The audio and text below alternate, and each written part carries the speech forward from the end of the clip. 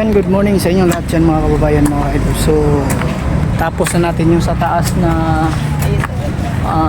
pagkabit ng bubong, pero may mga ilan-ilan dyan na temporary muna dyan kasi yung gagawin pa dyan is papunta kasi yan doon sa pinakadulo yung hindi magandang pagkakabit na makikita nyo yan may nakalabas, kaya ginaganyan for temporary kasi yung ginagawa namin dyan.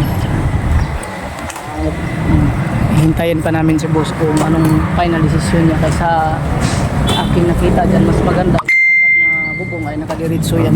So yan lang, magandang umaga sa inyong lahat. Puputuloy dito na kami sa baba.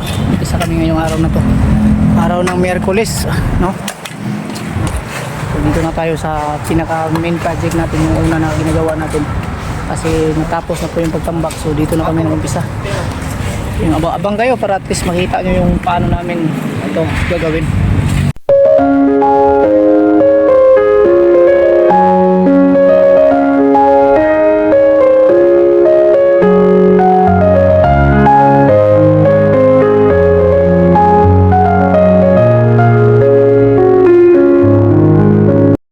Natin yung pagpahukay ulit ng panibagong biga dito kasi ang lalim nito is umabot po, sumubra po ng 2 meters. Kung idiretso natin tong poste iakyat na hindi tayo gumagawa ng biga dito, yung mangyayari is ay madali pong mag-collapse, no? So tinitingnan talaga natin yun kung saan ang mas matibay na pamamaraan dito para hindi tayo malanganin pagdating ng araw na magkakaroon po ng lindol. So ganyan po tayo mag-isip mga ka-idol. Sa ganitong paraan masulit natin po yung tibay dito na pagkagawa. So ganoon lang, at muna ay mag-canvas ng materials. Abang-abang lang kayo para at least maipakita natin ang panibagong ginagawa natin dito.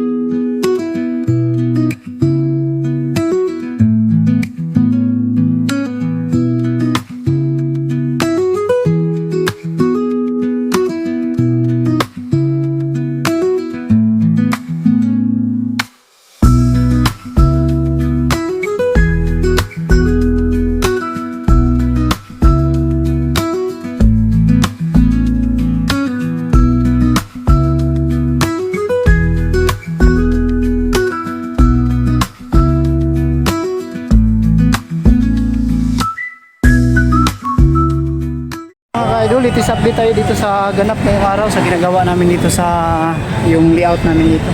Pakita natin para at least makita nyo rin ang update ng araw-araw namin ginagawa dito sa Zamboanga, Cebu guys, aming pagdayo dito. Ayan o.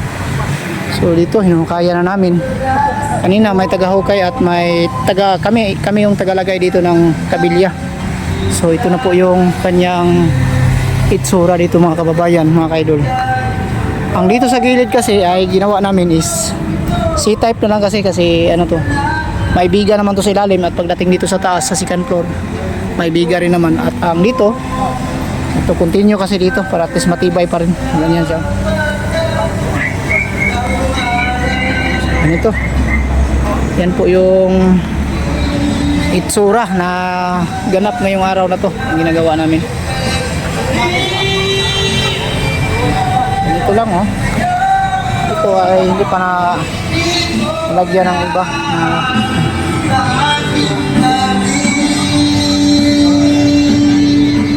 Dito. At dyan nagkaroon po siya ng eskwala na kaunti yung eskwala dyan sa gilid. Yan po yung pinakalitis update natin mga kababayan. Laki pa to, punta pa rin sa kabila. Kailangan pa nating trabahoin yan, pero ito ang gagawin namin dito para iwas tayo sa yung baka maabutan tayo ng ulan. Ang gagawin namin dito is hindi namin to isasabay-sabay sa pag buhos. Kailangan pag matapos namin tong isang side dito na part ay bubuhusan na namin agad para hindi kami maabutan ng ulan, no? Baka maabutan kasi tayo ng ulan, ay babalik naman tayo sa paglilinis dito sa pinakailalim. So ganyan po yung ating pamamaraan. Dapat siguraduhin natin at pag-isipan kung anong mas ikakaganda ng ating trabaho mga ka-idol. So yan lang po ang latest update natin dito at aakyatin din natin doon sa pinakabubong dyan kung natapos na kasi namin kahapon dyan at tingnan natin, sisilipin natin ng saglit lang at least ma-update rin natin ang ating mga kababayan doon sa ginagawa natin bubong, kung gaano ba siya kaganda, gaano kalinis po yung ginagawa natin. So yan lang, akyat na tayo. Nandito na tayo sa pinakabubong mga kaidol, ang dapat ng bubong dito. Papakita natin kung paano natin ginagawa or gaano kalinis po yung ginagawa ni Bitoy Dilimix Vlog dito sa kanyang project mga kaidol. Ayan. So ang kapal nitong bubong na ginagamit namin dito mga kaidol is 0.5 mm, no? Sobrang kapal. Mahirap kasi ikat ang ating mga alulod. At ang ating mga alulod ay naikabit na ito. Fix na to lahat dito na side. At ang gagawin na lang ay yung kisame dito sa pinaka-ilalim. So ibang kontrata na naman tong kisame namin kasi yung unang kontrata namin ito lang, bubong, pagkabit ng bubong, pag-welding at saka yung pag-finishing dito. Kung nakikita nyo, dinagdagan natin ng hollow block, mga finishing para may akyat lang po yung kisame. Kailangan po kasi maakyat yung kisame kasi yung kisame nung una ay umabot lang po siya ng 260 cm. So ang ngayon umabot na po siya ng 3 meters po, no? Standard na po tayo. So 3 meters na magiging kisame. At yan, sobrang taas na yan. Maganda na, hindi na masyadong mainit sa loob. At magkakaroon na po ng kunting design sa loob niyan. Ayan. So ito na yung mga kaidol kung gaano kalinis yung pagkagawa natin dito. Papakita natin. Ganyan ang mga project na ginagawa natin. Lahat dito, nilinis natin. You know. May naiwan pang panglinis dito. Kasi lahat ito ay binuhusan ng tubig. Binuhusan ng tubig para yung dumi ay makuha dito sa gilid ng ilalim ng alulod. So ang ginagawa ko dito ay may mga butas na talaga doon. Ayan o. Ayan, may butas na yan banda dyan dito. Ayan. May mga butas na siya. So ganito yung pagkabutas namin mga kaidol. Yan. Hindi yung inuna yung nagawa ng bilog tapos nilagay dyan pinatong. Sa ganda kasi pag nagawa ng bilog tapos ipapatong dito sa ilalim. Magkakaroon po siya ng stock na tubig kung ganun po ang pagka trabaho o pagkagawa. So ganito kasi dito tayo magre-rivet sa gilid. Tapos bago natin siya ilagay yung PVC, dapat lagyan natin dito sa gilid ng bulka. Bago natin siya i-rivet para sa taas walang bulka mangyayari, walang maiwan na tubig dyan. Sobrang mauubos ang tubig. So yan, sana nakapagbigay tayo ng kunting tips or idea sa lahat ng gustong magpapagawa. Ang gagawin na lang po dito ay lalagyan na lang po ito ng ilbo na PVC, tapos idiretso dito pa-eskwala sa papunta dito sa poste, tapos dito na siya dadaan sa pinakabubong, dito siya dadaan papunta doon sa baba. Yan. At ang dyan sa baba mayroon na yung mga butas. Ito ang ginagawa namin dito kasi hindi naman to masyadong malaki yung bubong dito, ay hindi na masyadong marami po yung butas, no.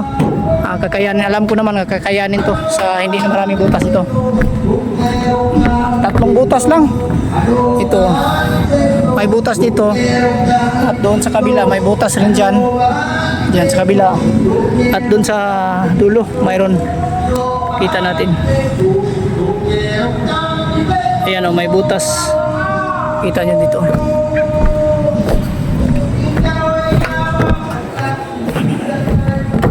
Ayan ito. May butas dito. So papunta yan dyan ka elbow dito. So ganito kalinis mga ka-idol yung project natin. So kung kayo sa akin talagang ang trabaho natin ay napakalinis, ganito rin kalinis yung ginagawa natin. Kung sakali mayroon kayong maipapagawa, kung hindi tayo busy, magkakataon na ako yung magkatrabaho, yan, ganito kalinis, hindi kayo mag-alala, no? Hindi kayo mag-alinlangan kung paano natin ginagawa. Yan, sobrang napakalinis mga ka-idol. Kahapon kasi mga ka-idol, ito po yung lahat mga ka-idol na trabaho namin. At sa kabilaan kasi ito, yan, makikita natin dito. Ito siya. Yan, dito siya kalao. Dito tayo sa sentro. Ayan. So ito po yung 800 square meter mga ka-idol yan. Sa kabila 800 square meter. Kasama tong dito sa taas. Yung bubong dito.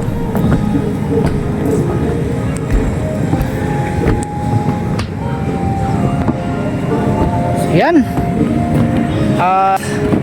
Maraming salamat talaga sa inyong lahat mga kababayan, mga ka-idol, sa inyong patuloy na pagsuporta sa ating munting channel sa Bitoy Daily Mix Vlog. Ayan, at sa ating mga sponsor sa Pugong Biyahero, maraming salamat sa inyong lahat mga kababayan, mga ka-idol, sa inyong walang sawang pagsuporta sa Pugong Biyahero team, no? Maraming salamat talaga dahil po marami po talagang mga katutubo na nagbago po yung buhay ng kanilang mga anak, nakapag-aral, nagkakaroon po ng panibagong buhay o napagbigyan ng chance na mabago po ang kanilang buhay dahil po sa ating mga kababayan na palagi pong nag-share ng blessing sa Pugong Biyahero team sa pangunguna ni Sir Paul sa kanilang charity vlog, no? Maraming salamat talaga. Alam ko naman na may sukli yan sa Panginoon ang inyong kabaitan. Tuloy-tuloy lang po tayo mga kababayan sa ating mga ginagawa na kabutihan sa ating kapwa. Kasi yan po ay may sukli po yan. So yan lang. Maraming salamat talaga and God bless sa inyong lahat. And ingat kayo palagi, no? Sa ating mga silent viewers, ingat kayo palagi sa ating mga viewers dyan. Maraming salamat and God bless us all and bye-bye.